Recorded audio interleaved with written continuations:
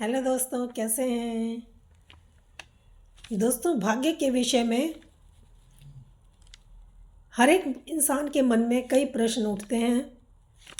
सबके विचार अलग अलग होते हैं और सब उसको अलग अलग नज़रिए से देखते हैं और अपने विचार सबके, अपने अनुभव सबके अलग अलग इसके बारे में होते हैं।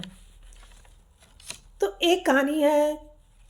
एक किसान होता है, वो बहुत गरीब होता है, बहुत मेहनती भी होता है, ईमानदार भी होता है, पर उसके भाग्य में गरीबी लिखी हुई थी। उसका परिवार कभी भी ठीक नहीं रहता। उसकी जो औरत होती है वो हमेशा बीमार रहती थी। उसके बच्चे बहुत कमज़ोर थे, वो भी बीमार रहते थे। उनके किसान के पास कमाई का दूसरा कोई साधन नहीं था, बस एक खेती थी। अब खेती भी उसके लिए समस्या बन चुकी थी, क्योंकि बहुत मेहनत करता पर उसमें कुछ ना होता। गांव के लोग कहते कि ये सब तुम्हारी किस्मत का ही खेल है, तुम्हारी किस्मत में यही सब लिखा हुआ है, तुम्हारी किस्मत नहीं बदल सकती। वो सोचता है कि मेरे भाग्य में जब ऐसे ही लिखा हुआ है तो मैं मेहनत करके भी क्या करूं। वासुदेव का यह सवाल उसकी ज़िंदगी में बड़ा मोड़ लेकर आता है। वह जब सोता तो सोचता कि अगर भाग्य में यही लिखा है तो मेहनत का कोई मतलब ही नहीं है। उसने सुना था कि भाग्य में हमारा भाग्य बदल भी सकता है। वो एक दिन महात्मा बुद्ध, उसको पता चलता है कि आए हुए हैं, और वो उनके पास जाता है। उन वो जंगल में यात्रा करते करते बहुत दूर निकल जाता है। उसको महात्मा मिलते हैं। अपने सवालों का उत्तर जानने के लिए वो उनके पास जाता है। वो अपनी पत्नी को भी बोल के आया था कि मैं महात्मा बुद्ध के पास जा रहा हूँ, वहाँ से ही अपने सवालों का जवाब लेके आऊँगा, क्या मेरी किस्मत बदल सकती है।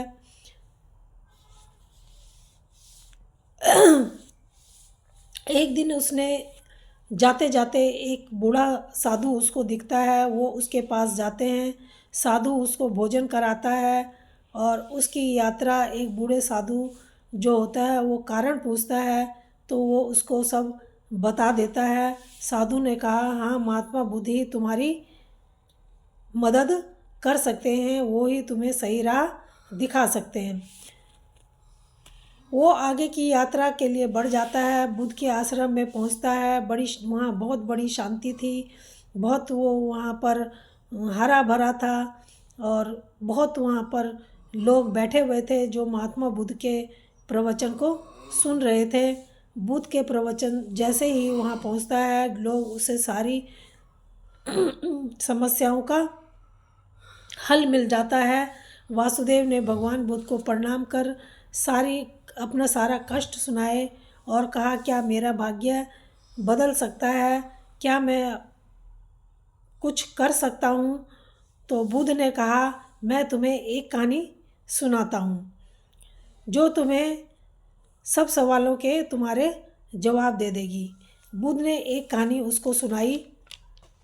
कहा, सुनो, तुमने एक जमीन में बीज बोया।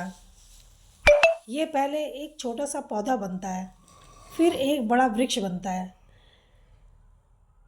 इस बात पर निर्भर करता है कि तुमने उसको पानी ठीक दिया है, सही समय से दिया है, सूर्य की रोशनी उसमें सही से पड़ी है, तुमने उसकी देखभाल ठीक से की है, तभी वो वृक्ष बन पाएगा। जब तुम उसकी देखभाल ठीक से करोगे, और अगर उसकी देखभाल ठीक से नहीं करोगे तो वो सूख जाएगा। ऐसे ही तुम्हारे पूर्व जन्मों के कार्य जो हैं वो बीज के समान हैं, और तुम्हारे वर्तमान जो है उसके कार्य पानी और पोषण देने वाले तत्व हैं।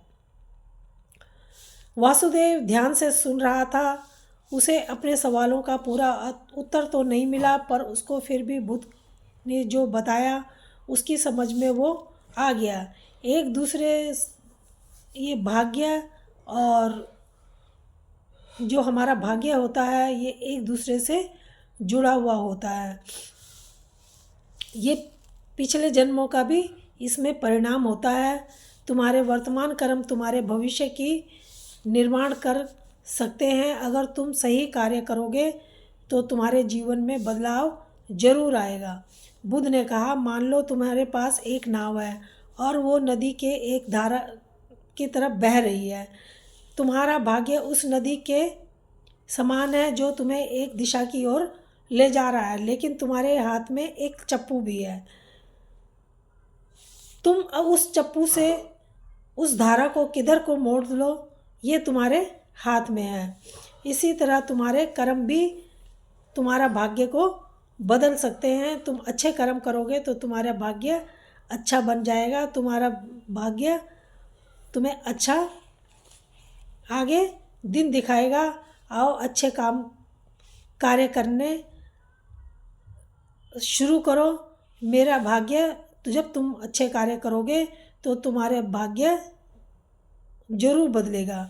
तब बुद्ध ने कहा, यह महत्वपूर्ण है कि वर्तमान के महत्व को समझो।